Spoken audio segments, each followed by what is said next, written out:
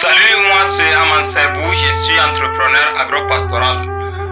Beaucoup se posent de la question de savoir comment sortir de la pauvreté, comment faire pour adopter la formule des riches, comment faire pour sortir de la formule qui maintient les pauvres dans la pauvreté.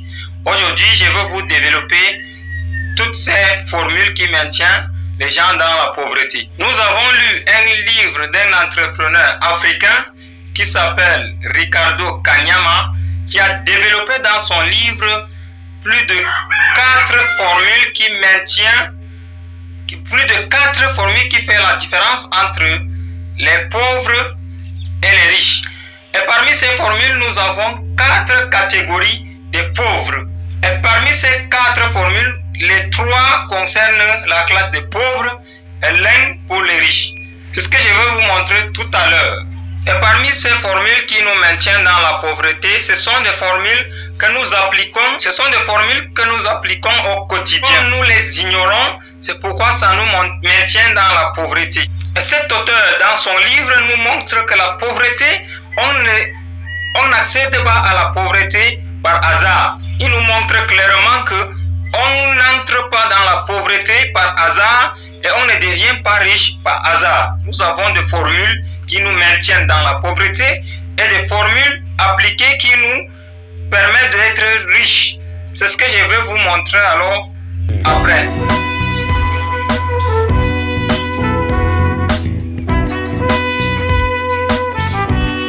Et il faut comprendre que tout ce qui nous maintient dans la pauvreté, c'est l'ignorance. C'est pourquoi on dit souvent qu'il y a des gens qui ne savent pas et ne savent pas qu'ils ne savent pas, se mettent dans l'obligation de ne pas chercher ce qu'ils ne savent pas.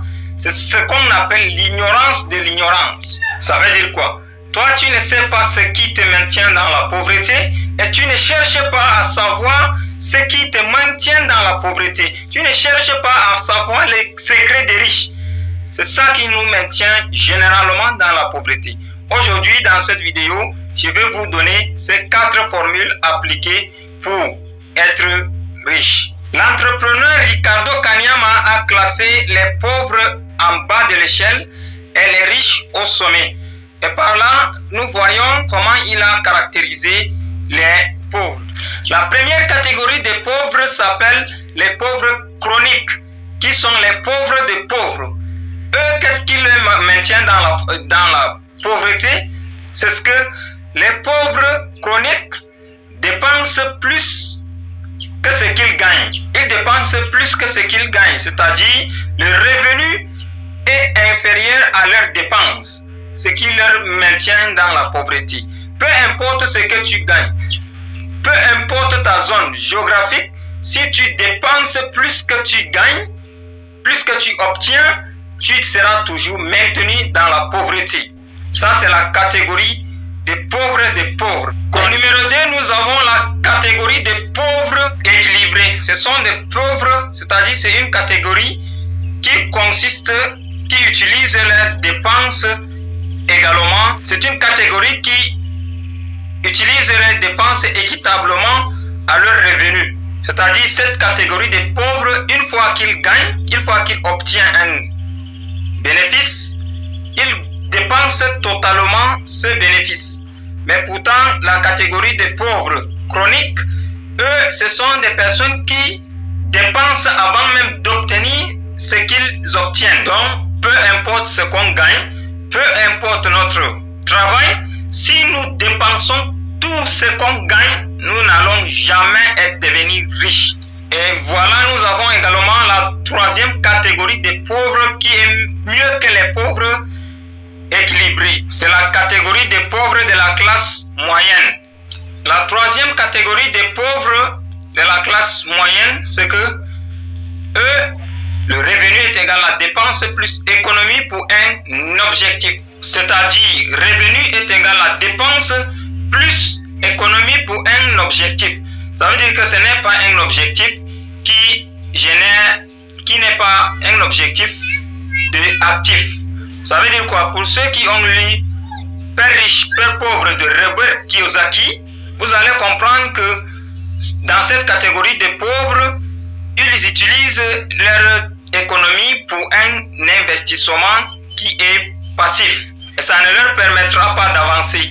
Ça ne leur permettra pas de multiplier leurs revenus. C'est ça qui les maintient dans la catégorie de pauvreté. La quatrième catégorie, c'est la catégorie des riches. Les riches, leur revenu est égal à dépenses plus économie d'investissement. Ça veut dire que quand ils obtiennent quelque chose, ils dépensent une partie et ils économisent pour investir plus tard afin de le multiplier. C'est la stratégie des riches. Mais quand on dépense tout ce qu'on gagne, on est en train de s'opposer à la loi naturelle. Parce que tout ce qui ne croit pas n'évolue pas. Tout ce qui ne croit pas disparaît. Et je vous rappelle ici la définition de l'épargne. L'épargne, c'est ce qu'on met de côté avant de dépenser. On ne dépense pas avant d'épargner. C'est ça l'épargne. Voilà donc les quatre catégories que je voudrais vous présenter. La différence entre les trois catégories de pauvres, c'est que les pauvres chroniques, ce sont ceux-là qui dépensent avant d'obtenir. C'est-à-dire, c'est ceux qui s'endettent avant d'avoir un revenu. Et les pauvres équilibrés, c'est ceux qui dépensent tout ce qu'ils gagnent. Ils n'ont pas de dettes, mais ils dépensent tout ce qu'ils gagnent. Concernant les pauvres de la classe moyenne, dans leur revenu, ils dépensent et ils économisent pour un objectif passif. Et concernant le cas des riches, dans leur revenu, ils dépensent plus économie pour un investissement. N'hésitez pas de vous abonner pour ne pas rater les prochaines informations. Et il faut noter que savoir est le point du départ, mais c'est l'action qui fait toute la différence. Et maintenant que vous saviez, passez à l'action. Si nous les appliquons exactement comme il faudrait, je pense que nous allons changer notre façon de penser. C'est pourquoi William James a dit ceci: l'homme peut changer sa vie en changeant sa manière de penser. Donc c'est pour dire quoi? Si vous apprenez une stratégie qui vous permet d'avancer plus, vous devez l'appliquer pour sortir de notre situation difficile. Merci beaucoup et à très bientôt.